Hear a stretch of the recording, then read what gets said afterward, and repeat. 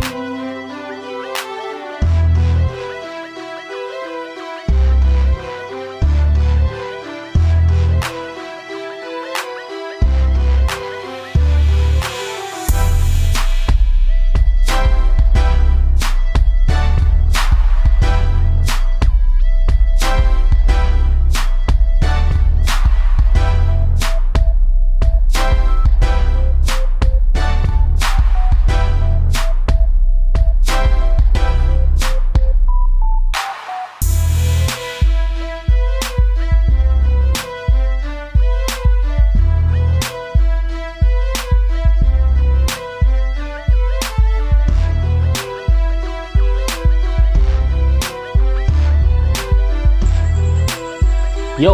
What's up sa inyo mga ka-Basketboleros? Ating kikilalanin ang isang tubong taga SAN CARLOS City Pangasinan, ang isang coach, teacher at isang ama sa eskwelahan ng SAN CARLOS Academy na kinikilalang sa tanghalang Daddy M.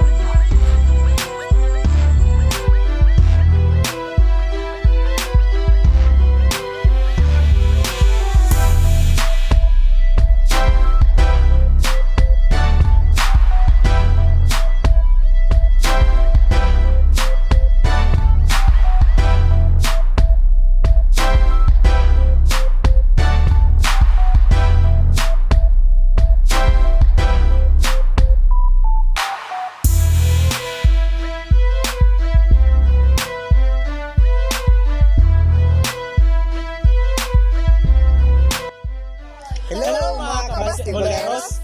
So for now guys, we will be answering some few questions about Daddy M.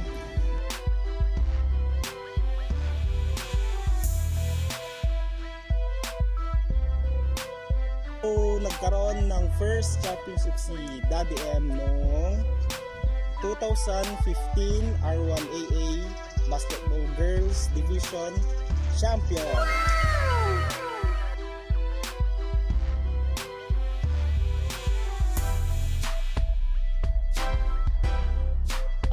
So according kay Daddy M, ang sabi niya is Batang Pinoy Pangasinan team.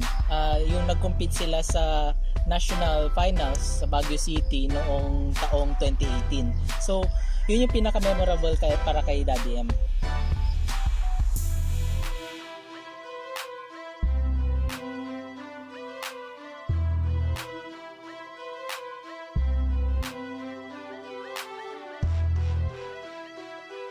Okay, according to Daddy M, gusto niyo malaman kung sino ang paborito niya. Gusto ko malaman baka ito. Sabi niya, ang paborito niya, wala. Pungi. Kasi lahat paborito niya. Ang mga naging produkto niya sa pag-competitor ay sila Belarmino, sila Marimar Prado,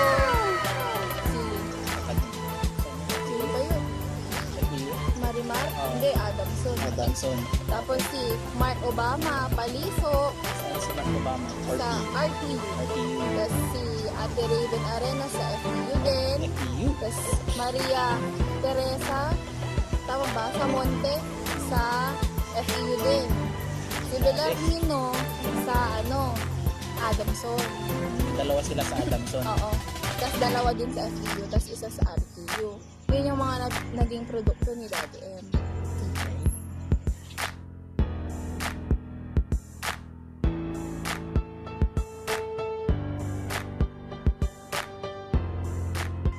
Okay, una, 2009, bronze medalist R1AA boys sa Dagupan City.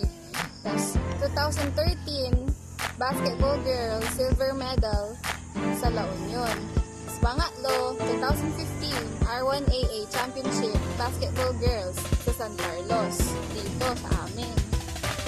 Tapos, 2016, palarong pambansa 3x3 sa Legazpi, Albay, Girls Division. So ayun mga ka-basketboleros, nakilala natin ng husto si Daddy M ng St. Charles Academy, San Carlos City, Pangasinan.